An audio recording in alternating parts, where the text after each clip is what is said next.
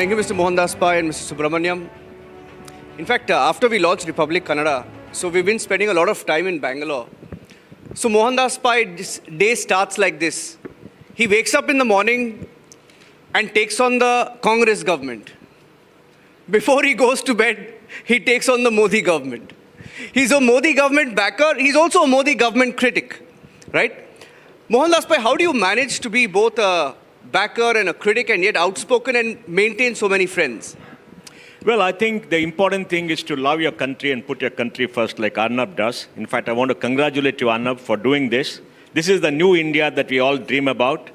An India which will take its standing in the world. We are 17% of humanity, and we must think like 17% of humanity, not a third-rate, third-world country.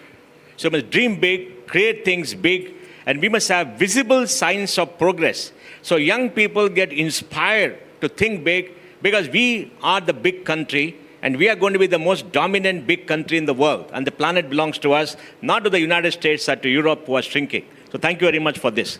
I think the important thing is to be politically neutral. Praise the government, any government which does work well. Critique the government when they don't do work without having any ideological bias. And look at India first and put the interest of all Indians first. And two, very importantly, contribute personally to all political parties. Arnab, the tragedy of this country has been, we are not paying the price for democracy. Democracy is expensive.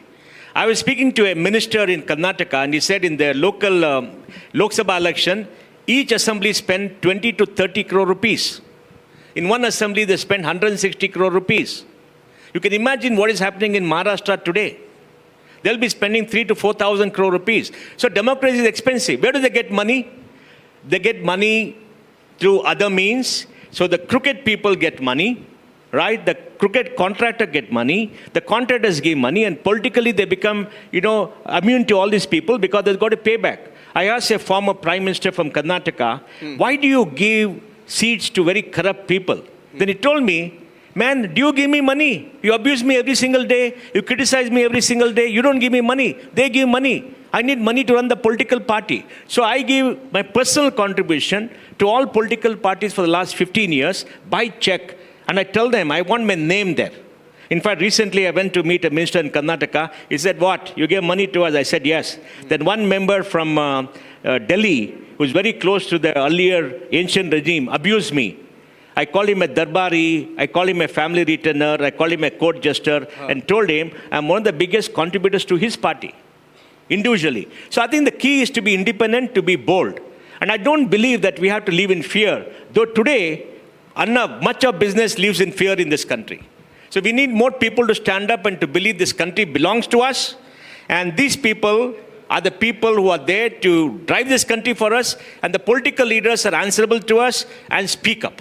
And if you do it honestly, they respect you. I visit all political parties and have a honest conversation. Yeah. I'll take one part of what you said. First of all, there's only one former Prime Minister from Karnataka, so you gave it away. Secondly, you said businessmen live in fear. I want to put that to BVR Subramaniam because, sir, when Explain that. Okay, go ahead. Why do businessmen live in fear? In the UPA era, all political parties use ED and income tax for whatever purposes, okay? I mean, Arnab was a victim of, in Maharashtra, right? They use it for various purposes in the guise of enforcing the law. In the UPA era, if somebody came home and did something to you, you could go make a deal with the minister. Okay. In the NDA, you can't make a deal. They don't allow you. And so they got their powers back. But the problem is, there is no end to the litigation. It goes on and on and on. Why can't they file a charge sheet, prosecute people, and close in 3 years? It goes on, and there's rent seeking. I know 3 cases of rent seeking by these agencies. And in fact, I wrote a letter to a very top political leader in Delhi saying that 55,000 high net worth individuals have left this country in the last 10 years. And we have about 3 lakh crores of purchasing power, which has gone away because each of them will spend 2 to 3 crores a year. It is a big worry, not because they're not doing the job, because they're not ending it, and there's no political oversight on them to make sure they do the job. They have to file charge sheet, they have to close the case in 3 years because we are victims of a broken justice system. The broken justice system is one of the biggest challenges this country faces because we don't get justice by going to court. It takes 15 to 20 years. And like our president, Honorable Prime President told the Chief Justice, give justice to poor people. This country lacks justice. So all this has come together, and that's the reason I make this statement. I want to get a response from Mr. BVR Subramaniam to that. You heard what he said. I saw you nodding. I don't know whether you agreed with him, especially on the delayed litigation part, Mr. Subramaniam. Nodding meant I was trying to absorb what he was saying. Yes. So, do you agree with him that when he says that businessmen live in fear? I don't know whether businessmen want to strike a deal, but he also says that you can't strike a deal today with the government because he's primarily saying that they are not corrupt, right? But is there anything more that the government can do to help speed up the litigation process? Okay, let me try to disentangle a lot of things which Mr. Pai said. Number one, there have been tremendous improvements in the last decade or so in the way our tax systems and other systems operate. At the individual level, I think the tax system is no longer a nuisance. You not only have electronic filing of taxes, you have faceless assessment. You actually don't know who is assessing you, and the person who is assessing you doesn't know who you are. So that has actually made life easy for millions of people. What is the problem on the corporate side? The corporate side have actually seen tremendous reduction in the tax rates over the last decade. 15% taxes is among the lowest in the world. What is actually the problem is it's not a question of fear. I don't like the way the tax system operates in terms of how it affects me. So the taxes, some groups may feel are too high. Some may feel that, and it's particularly true of the city where he comes from, which is Bangalore, which you have a lot of startups, etc. Yes. They are the people who are actually thinking of shifting headquarters to Dubai, Singapore, because they are trying to move to low tax jurisdictions. And it's not just owners, it's even employees. Because when ESOPs vest with them, there are taxes which are going to kick in. It's not a fear of the taxman.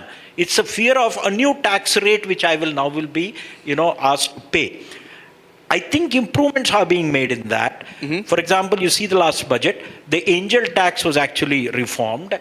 I think you have a listening government which has got its ear to the ground, and it is modifying things as and when it is required. The movement of rich people or high net worth individuals is actually a global phenomenon. You will find a larger number of high net worth individuals moving from London to New York, from New York to some place in Europe. This is a global thing. People in that category are actually global citizens. They move around. Right. But if you look at the bulk of Indian citizenry and high net worth, they actually live in India. Because this is where the business is. In fact, thanks to things like Gift City and all coming up, I am actually seeing a reverse move of high net worth individuals coming in. But an additional point which he said, which is very, very relevant, and I'd like to mention that. The problem of litigation.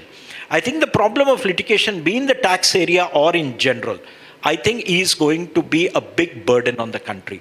The slowness of the judicial processes in India, multiple levels of appealing cases which go against you, that is going to be a very big burden.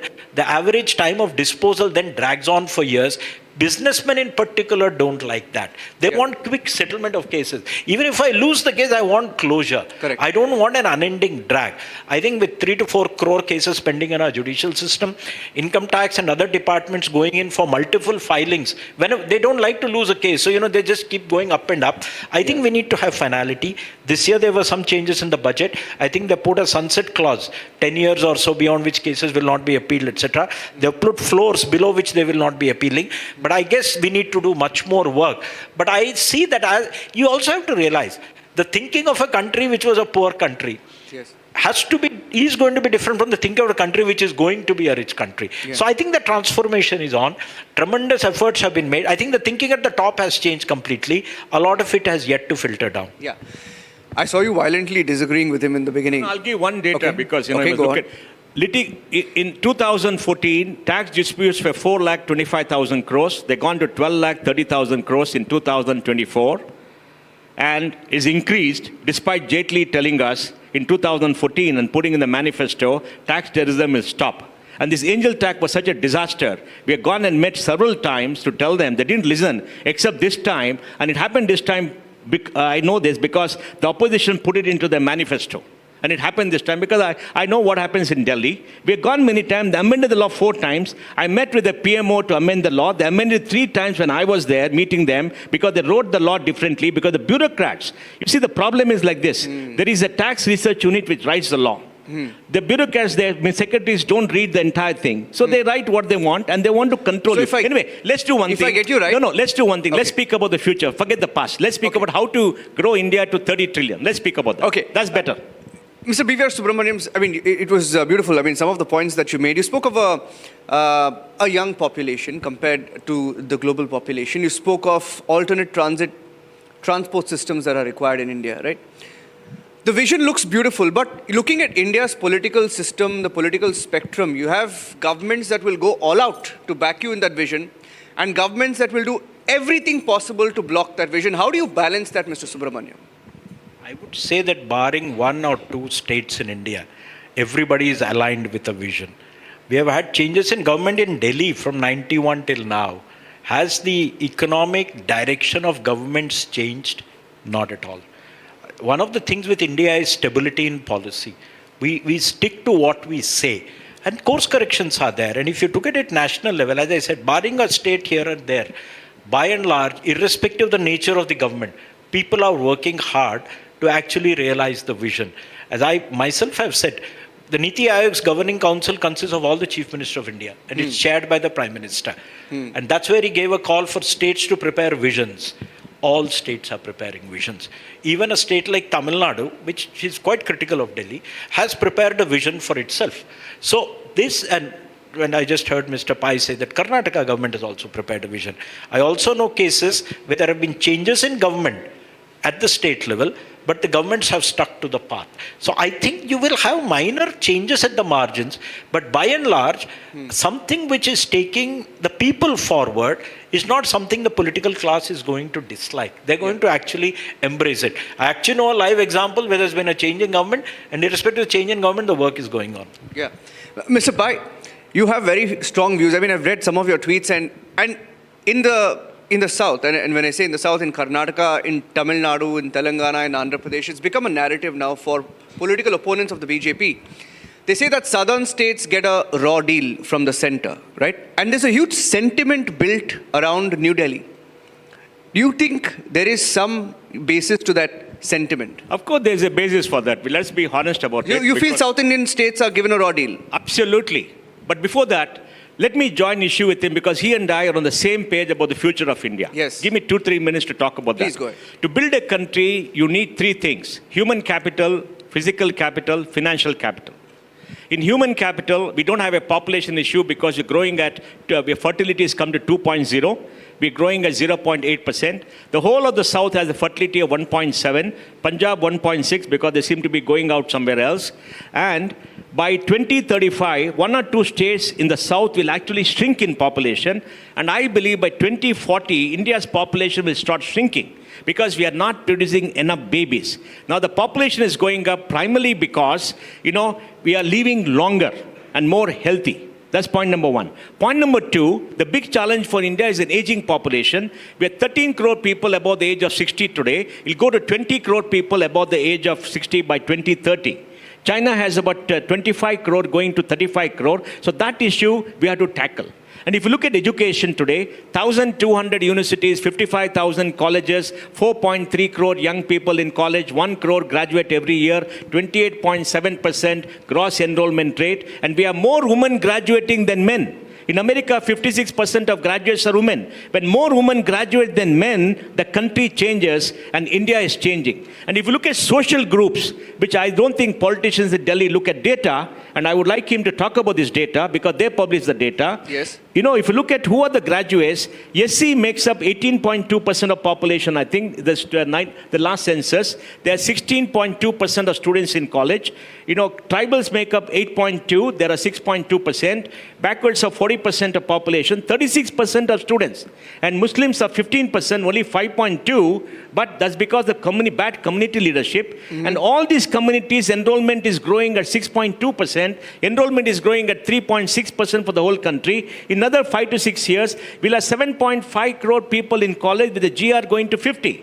But we are solved the access issue in education. We need quality. So what is the big challenge in human capital? The big challenge is, can we create enough jobs? And let me give you data. Between 2000 and 2020, we had 50 crore Indians being born. We are producing 2.5 crore babies a year. Right now, it's come down to 2.3, and by 2030, it'll come down to 2 because it's coming down. They're all entering the workforce, 2.5 crores a year. 1.5, 1.6 crore required jobs. We are creating 1.6 crore jobs as per EPFO, but 80% of jobs pay only 20,000 rupees. We have to increase. So there is a lot of backlog. Today, 45% of the workforce is in agriculture. And in agriculture, remarkable thing has happened. Women make up 63% of workforce, men 37%, and more women are working. PLFS data says women are 45% of workforce, and thus going up. There's a social churn taking place, and the need for number one priority for India, for Viksit Bharat, should be the creation of good quality jobs. We require different strategy. For example, he must pick up 300 of the poorest districts and create special employment zone and incentivize job creation. Now they got this internship program, which I think is very anemic. It's a good thing, but very anemic, because we must create labor-intensive jobs in the poorest districts where people are coming off the ground. We must invest in the urban sector so that India grows, because the urban sector creates more jobs and taxes. Today, let me give you data. We spend 8 lakh crore as subsidies. 3.5 lakh crores or 4 lakh crores union government. My government in Karnataka is spending 1 lakh crore. We are broke. Tamil Nadu spends 1.42 crores. They're borrowing money to give subsidies. So is my government in Karnataka, because they increased it by 56,000 crores in 1 year. And what we need to do is, we have to spend 50,000 crores on innovation, on the future. We've got to spend 1 lakh, 2 lakh crores more on urban areas to create that. Second, I'll finish quickly. Physical infrastructure, we're doing well. Extremely well. We're building highways, we're building roadways, our ports are becoming world-class, our airlines are going bonkers, and we're getting stuck in traffic. In Bangalore, out of 1.2 crore people, we have 1.1 crore vehicles, 35 lakh cars, and 65 lakh two-wheelers, and no roads. So we got to build public transport, we got to invest hugely in mobility, in areas for infrastructure. But one thing that maybe Mr. Subramaniam has to do is, why can't we work 3 shifts in infrastructure? Work 3 shifts. Remove all the labor laws for infrastructure projects of national importance. China in Beijing built a 8-lane elevated road of 30 kilometers from the city to the airport in 11 months. Why can't we do it in this country? Because we don't work 24 shifts. So infrastructure is going. Government is spending $250 billion, 22 lakh crores or so, and that's going up. And incidentally, you'll be surprised. We invest $1 trillion a year in capital expenditure in every year. Correct. We are the only 3 countries doing that: the United States, China, and India. $1 trillion. All this bogus news about private sector not investing is bogus, because nobody reads data. National income statistics give the data. So I think we are in very good shape, but we got to do more. The third thing is about financial capital. $4.75 trillion in GDP in stock market. The czar is here. He's creating billionaires every day because they're going public. We are 267 billionaires in 3 years. Because of him, we'll have 500 billionaires. A lot of people, but make sure they stay in this country. They don't run away to Dubai or somewhere else, which he has to do. And we are creating great value. So capital is being available. We are one of the most efficient stock markets in the world. SIP is coming up. We invest $60 to $70 billion a year in the market. That is solved. Banking system is in great shape. SBI this year will make 75,000 crore net income. The 3 top banks will earn 2 lakh crore net income this year, more than the 3 top banks in Japan, who are 5 times their size. So we got a great banking sector, and we got and the debt markets have to improve. So we got about $10 to $11 trillion of financial assets, $1.5 trillion of gold. Now this is the base. Now 4 or 5 things we should do: focus on creating high quality jobs. Incentivize job creation first, not the anemic program that he has got. Because why do you call it anemic? No, it's anemic because, you're giving some internship, pay 5,000, 6,000, not going to work. It's not going to work. You have to have, let us say you pick up these 300 districts. Get all the labor-intensive industries. How do you judge labor-intensive? Look at the top 10 exports of China. $800 billion in electronics, $200 billion in garments. Get them and ask and make sure you incentivize them to locate there with good transportation, good roads, good power, and give them, say, 2,000 rupees a month as incentive for 24 months for getting new jobs. pay their ESI, PF, which they're already doing, and focus on them like you did this aspirational district. Yes. If you focus there, the people coming off the land will come there, and what will happen is the people coming to the cities and who live in the slums will go down, and then we'll pay the true cost of labor. You see, in Delhi, if you don't pay a driver 40,000 rupees, you are exploiting the person. We have to increase minimum wages in the big cities, create a 25% differential to tier 3 cities, so people have labor-intensive jobs in tier 3 cities. I think that's important. Okay. And next is remove much of the regulations. Invest in innovation. Have a 50,000 crore fund a year to invest in innovation. They did a 10,000 crore fund in 2015, which you all went and got it done to the Modi government. It worked well. We got about 1,200 AIFs, 7.5 lakh crores of money which is committed, 5 lakh crores, but Yes. we need 3 times that. In the last 10 years, America invested $2.34 trillion in venture and innovation. China, 835. We were $150 billion, out of which 85% came from overseas. So we need more investment, public investment to create high quality jobs. So I think all these things, last point. The great hope for India is the World Development Report of the World Bank in 2024 said India is one of the countries which will escape what he calls the middle income trap. Why? To escape the middle income trap, we need innovation, we need technology. There are 3 great digital powers in the world today: United States, China, and India. And the US is the digital power because of India. India has $220 billion in software exports, 60% of global outsourcing, Yeah. about 7 million people working in software. America has got 10 million people. Out of the 10 top software service companies, the market value, 5 are Indian. Of the 5, 3 are Indian. Of the 3.2 million employees, the top 10, 2.3 million are Indians. 50% of global hiring outside China in software is Indians. In Bangalore has got more people in software, 25 lakh people than California, which is 15 lakh people. 60,000 IT companies, 20,000 startup, 45 unicorns. And this innovation needs investment, which is not doing. He's not doing. Investing enough. He's not investing. Can I get him to respond? No, let him respond. Before that last point, in my state of Karnataka, we have a minister who says IT. Look at the investment he's doing. Siddaramaiah is investing 56,000 crore in freebies. How much in innovation? Yes. 300, 400, 500 crores. There's no money for roads. I know there's no money for roads, there's no money for infrastructure, there's no money for schools. Because we have to invest in R&D, Yes. in AI, in quantum computing, in genomics, in many other front, in robotics. We have to invest. And those are long gestation. We have to put money there in a big way, and public investment has to come because we have spoiled our R&D. We start this National Research Foundation. It's in Delhi. It'll be captured by the leftists very soon, and they'll give money to JNU and all these places which don't do any You have very activity. strong views, Mr. Mohandas. No, we need strong reforms to grow to 9% from 7%. We're Yes. not going to go to 9% unless he takes tough decisions. Prime Minister Modi has to take tough decisions next 1 year to make us go to 9%. Liberate us from Delhi. Give us a freedom. We got a freedom back after Liberate 91. us from Delhi. That's a new Liberate us quote. from the clutches of Delhi and all the bad regulations. Give us free. Many Invest in quotable quotes innovation. today. We will get Vikshit Bharat faster than you think. Okay. Mr. Subramaniam. No, first of all, with people like him, we will be on the way to Vikasit Bharat. 2, I first of all admire the quantity and quality of data that he's reeled out. I mean, I actually have a job for him. I'm looking for a data boss in Niti Aayog who can process data. But things apart, firstly, a couple of things. First of all, I mean, there were a couple of points which I agree with a lot of things, but disagree with some. Number one, the nation India is a contract. It's contract between regions. It's a contract between people of different classes, communities, that we believe that our future is collective and our future is together. Yes. Therefore, the rich pay for the poor. One region subsidizes another region. Different classes pay for some other class's benefit. I think that is the social contract of the Indian state. Yes. And so we have to admit that I don't think anybody is being done in. There are constitutional processes which actually come to strike a balance. You have a finance commission which sees that no region is actually left behind. The poorer regions obviously do not raise that much money. Somebody else has to pay for that. And the whole idea is the country can go forward. You can't have a country cannot become Vikasit, which if it has deep regional imbalances. Rather than moving people from one part of India to the other, it's better to move money and investment from one part of India to the other. I think that's a larger social contract of the Indian state. 2, I think, let me put it the challenges for Vikasit Bharat, because that's kind of things where he's drawing attention to, of course, a bit impatiently. Number one is that, what is a our dividend, which is a demographic dividend, can be a challenge or a curse if we do not address it properly. I think that's the sum and substance.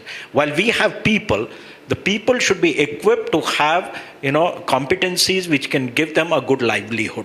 So that means we need to invest money. And I actually wouldn't care for investment in innovation and all these things. I would say if you want to invest money today, and if you had only 100 rupees, where you put it? I'll say education, education, education, and nothing else. You give a guy education, they will last themselves. They will make India vikasit. It's that education which has brought out people like Mr. Pai or people like me to do what we are doing. And I think we all come from very humble backgrounds. The education is what lifts people to that level. We have provided access to universal education. What I think we need to focus is on lifting the quality of education. See that they have basic functional literacy skills. I think functional literacy and FLN they call it, and numeracy skills. We need to focus on that. 2, we need to see that they are ready for employment. 3, focus on creating industrial sectors which are actually job intensive, which are labor intensive. What would they be? In the initial stages, there'll be leather, there'll be textiles, there'll be a whole lot of such stuff.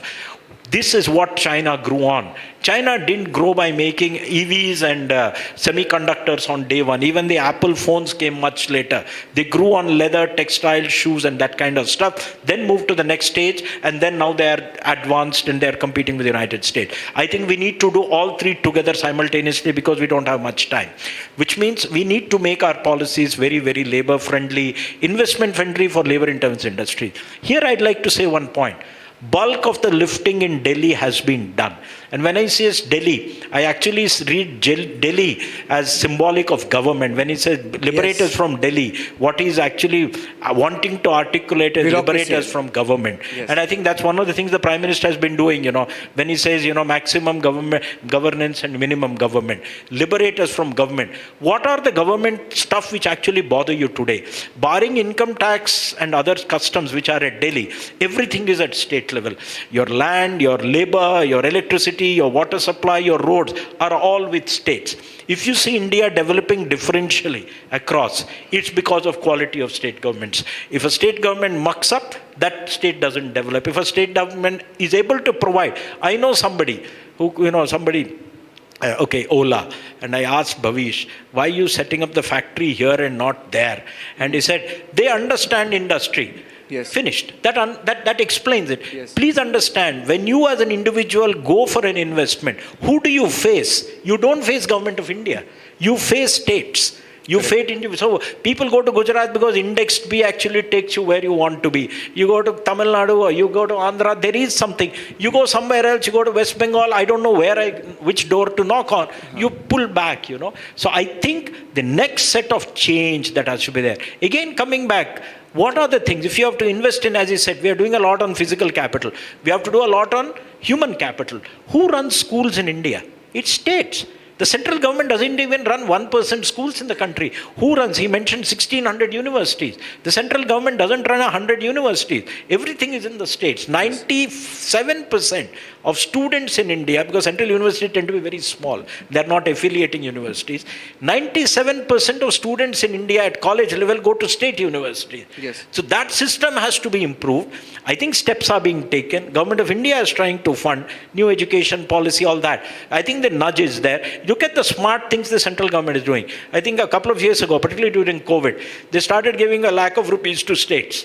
Additional borrowing, permissible only if you do certain reforms. The whole idea is to nudge them to do the right thing. I think states have figured out. What does NITI do? We produce a large number of indices. We produce an SDG index, trade readiness index, all kinds of stuff. Basically to make states realize how bad they are or how good they are. Because I think the next set of challenges is at state level. If you actually sit down and tick the boxes, what has Delhi not done? Most things have been done in Delhi. As I said, excepting some things related to tax where we need to improve. Bulk of the action is in states. You have a very good port. You have a factory. that road of 8 kilometers will be terrible. I don't even want to mention the state. So, that's a big disadvantage. Yes. So it's this last mile stuff, that's with state. Who controls public transport in the country? Who runs bus systems in the country? States. If Bangalore traffic is bad, states have not invested in public transport. That's why you have got Includes that. both BJP and So what I mean is, it is states, and that's where. And I think there's a huge education process going on needed for state political leadership. Right. Take NITI, for example. I'm giving you. We prepared a program called Growth Hubs. Cities as growth hubs. The next driver of growth in India is going to be cities. We have left cities to urban planners and architects. When you talk of a city and you talk of anything, you talk of a master plan. Most often violated, not complied Yes. with. It will be full of slums where it is written green areas. Yeah. Why? Because cities are living entities, economic entities. You don't plan for that. We have made a plan for Mumbai to make Mumbai a $1.5 trillion city, to make Surat a $700 billion city, a plan for Varanasi, Prayagraj to make it a $300 billion urban area, preparing such for about 20 cities in India. Prepare economic plans. See what are the drivers which can drive. Just question. You talk of Bombay. Does anybody think of Bombay as a tourist destination? No. Do you talk of London as a tourist destination or New York? Yes. The biggest cities in the world are tourist destinations. In India, people go to Delhi Delhi, of course, thanks to Red Fort and Qutub Minar, but most cities in India are not tourist destinations. You'll go to Agra or Tirupati or Puri or Konark. Cities are tourist destinations. I'm just giving you one example. Cities can be huge drivers of growth. We need to plan for that. And if we plan, the cities, out of this $30 trillion in India, which is going to be there, 25 trillion is going to come from cities. It's not, log gaon mein rehte hain and, gaon will take the country forward. It's going to be cities. There's going to be huge migration to cities. Are we preparing for that migration? Take industries and, he talked about industries and industrial growth. People presume that if I set up an industrial estate, the labor will appear. Yes, they will appear in dormitories. They actually have to understand human mind. They'll first come alone from whichever part of India. They'll stay alone for 6-7 years. Then they'll get their wife and children. And after some time, they'll get their nephew, niece, and others to work in factory. So you would first need dormitories. Then you need one-room apartments where they can move in. All have to be cheap, affordable. Land is in the equation there. Land is expensive. You need to get land prices down. So there are a whole range of stuff. Government is working on that. My only thing is, I like the impatience which is there, but governments have to learn to be patient. Because you need to take everybody along. And taking everybody along is a time-consuming process. Okay, Mr. Pai. Look. Reforming the justice system is a central government issue because one, invest in justice system, give money to have more lower courts, more judges, subsidize them because states are not going to do it. I ask a chief minister. Solution. If you put more judges and more courts, if you think things are going to be faster, no. You would need to change the mentality of the judicial system, not to give adjournments. You see the speed with cases are decided in London. 5 or 6 sittings a case is decided. In 3 months you get a decision. So it's a cultural issue. It's not an investment of money issue. No. You actually need to change the way judges work at the bottom. Have you seen the number of cases actually a United States judge handles on the Supreme Court 7 cases in a year, no more. So everything doesn't get, here a bail application goes to the Supreme Court. Can I ask you a question, No, Mr. hang on. Subramaniam? Let me give data. Yeah. America has got 100 judges per million population. We got 22. All right? Government is the biggest litigant in this country. They have to withdraw a lot of cases to clean it up. And he's talking about cultural issues, which I agree. But culture has not changed in 50 years, will not change the next 50 years. So we have to build better capacity, more technology. Give us justice. For example, income tax disputes. Don't go after new people. Complete the old cases. Beat up your people to get it done. That's one. Second thing is invest in our cities. For example, he spoke about mobility in cities. Very good. I would like Gadkari and him to have a scheme to have, let us say, 10 lakh buses in cities in 10 years.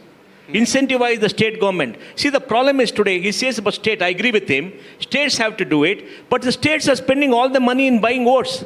Our Siddaramaiah has given away 56,000 crores in 1 year. Where is the money for this investment? Where is the investment coming from? Yes, they're having metro, they're having this. Metro is 3 years behind schedule. Suburban rail is 3 years behind schedule. And we suffer every single day. How do you make people productive? They've done a fantastic job in infrastructure. Do 4 or 5 things, incentivize this by public transport in cities. Give large amount of investment to cities, shift away from the rural areas for the next 3 years so that job creation can take place, 20-30% capital. And third, invest in R&D, more R&D, invest in more innovation, 20-30. Social compact is important. We solved the problem. 8 lakh crore subsidies all over center and state is not a small sum. 8 lakh crore of subsidies we have to do. And the center state thing, let me explain, just 1 minute. You see, the argument made by my chief minister saying we collect more tax than we should get it is bogus. If you have a port, you collect the custom duty, it doesn't come to you. If you're State Bank of India headquartered in Bangalore, State Bank pays 25,000 crores, is not Karnataka's share, is all India share. So corporate tax comes from all India, is not your share. Income tax also, part of it substantially from local, but it comes from all India.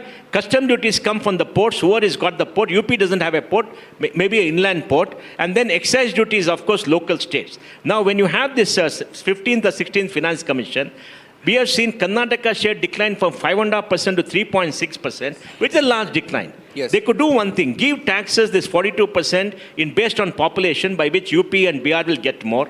For Bihar, give 50% more per capita. UP give 25% more per capita based on its sustainability model. Because he has prepared a fantastic sustainability model and say, invest in human capital, come out with some norms so you meet this criticism.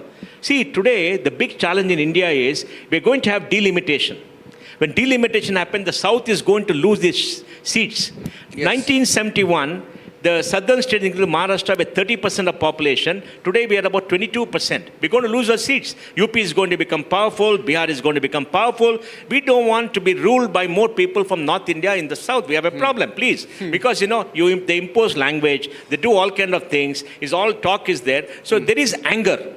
There is frustration. You've got to handle that. Maybe in the Rajya Sabha, don't increase the seats. So that the US, you have a balance between seats. So we've got to tackle this issue sympathetically by an open dialogue. And I think South has a real grievance. Okay.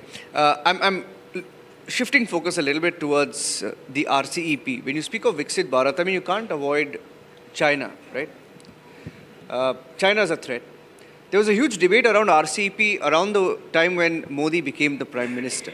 When Mr. Modi came in, there was a pause on it. And I heard your statements recently where you are for RCEP. There is a view that India could once again become...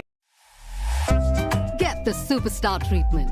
Big Basket delivering in 10 minutes. North America, we can't join EU. We can't join RCEP because there is a China there. We can join CPTPP, which is RCEP without China. That is exactly what I said. Somebody picked it up and said, I have said join RCEP and CPTPP. Right. My exact statements were, but the larger point which I was making at that point is, we need to cut tariffs. One of the reasons why our labor-intensive sectors are not growing is because of high tariffs. If you want to make a shoe in India, the leather has to come from outside because the leather quality is prescribed by somebody who's the buyer. Or if you're making a coat in India, the buttons are going to be prescribed by the buyer, or the thread is prescribed by the buyer. There are standards. Yeah. All these labor-intensive products are made by raw materials which go across many borders. Yes. We say that, we will not tax exports, we'll give you a refund. Refunds take time. Refunds are not full. There is a time value to money. So the point I was trying to make is, tariffs are hurting Indian industry. We have not benefited from the China plus one as much as we can. Vietnam, Indonesia, Malaysia, Mexico, Turkey have benefited more than India. We have another Trump coming in, presidency coming in. There's going to be another wave of tariffs. We should not miss that bus. We should either lower tariffs unilaterally, or we are the only large country not a part of a large regional trade agreement. We should be putting in an application for CPTPP, where with every country in CPTPP, we already have a FTA. We should be part of large, because what happens is when material moves across boundaries, people don't want paperwork. People don't want tariffs paid and then refunded. They want things to move seamlessly. A product moves between Vietnam, Malaysia, Thailand, apps and Laos, Cambodia very smoothly with nothing happening. Stuff just moves, nobody opens their truck. In India, things moving across a border, even if it is duty-free, is a nuisance. I once asked somebody in an SCZ Yes.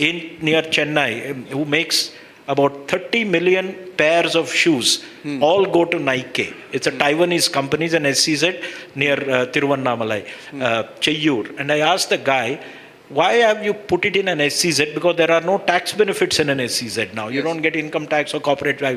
He said, Saab, मेरा container Chennai में उतरता है, कोई खोलता नहीं, सीधा यहाँ आता है, मैं खोलता हूँ, सामान बनाता हूँ, वापस अंदर रखता हूँ, it goes out. So what is he avoiding? He's avoiding his container being opened at Chennai port, that's all. It comes straight into his factory, he packs something and it goes out. I mean, please understand that these frictional barriers are a huge hindrance to trade. Do you think India can be a Vikasit Bharat without 25 to 30% of its GDP traded? We should be exporting about, about $8 to $9 trillion and importing about $8 to $9 trillion. That's how manufacturing happens globally. It's no longer the old manufacturing that I buy raw material, make a finished product and send it. You make things, and a Dell computer has parts from about 60 countries. Yeah. An Apple iPhone has from 25. So you need to make it seamless. Okay. And seamless happens through trade agreements, cutting tariffs, cutting down frictional barriers. You will have few pain points. Indian industry has a problem. They are getting more and more used to protectionism. The voices I'm hearing are not good. Raise tariffs. This was what we demolished in the last 30 years. Yes. Don't raise them again. You will get ambassador cars. You'll get old premier Padminis. So the way forward is, if the industry has a problem, give them a 3-year period or a 5-year period to readjust. Don't cut them overnight, but learn to live. You're going to be a Vikasit Bharat and going to be afraid of other countries dumping things. It won't work. Okay. I'm giving you the last word, Mr. Pai. Last word. I agree with him 100%. But please remember, reducing tariffs has to be done by the government of India, not the states. Getting all this, custom people to work and not to harass has to be done by government of India and not the states. So reforms have done the government of India. And as for his statement about profit, let me give data. 2023, corporate sector, all the companies paid 10,04,000 crores corporate tax, listed and unlisted.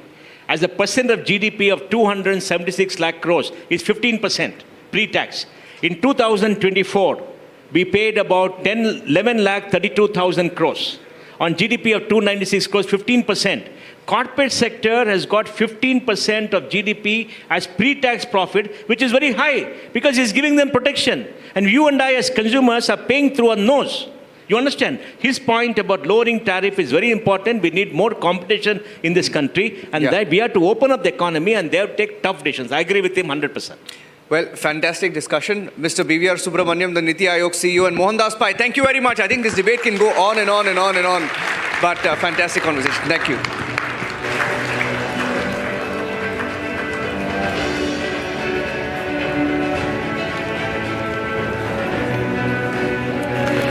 Thank you so much, Mr. Pai and Mr. Subramaniam, for an insightful discussion, and I'm sure it has left all of us with lots to ponder about our country's growth and potential. Thank you so much, Niranjan, for this riveting conversation. Well, in fact, now